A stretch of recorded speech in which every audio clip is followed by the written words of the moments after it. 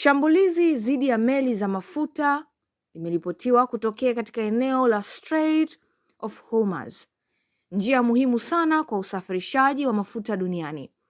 Eneo hili linaunganisha Ghuba ya Uajemi na Bahari ya Oman, na sehemu kubwa ya mafuta ya dunia hupitia hapo kila siku.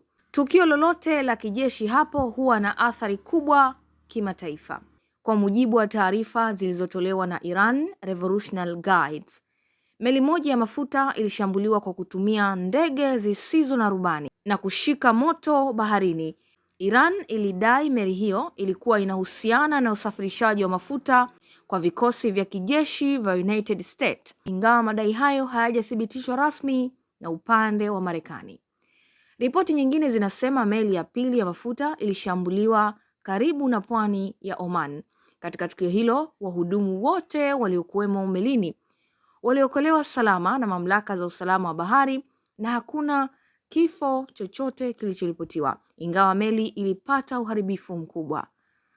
Matukio haya yanaonekana kuhusishwa na mvutano wa kisiasa na kijeshi unaoendelea katika eneo la Ghuba ya Uajemi, hasa unaohusisha Iran na nchi za Magharibi.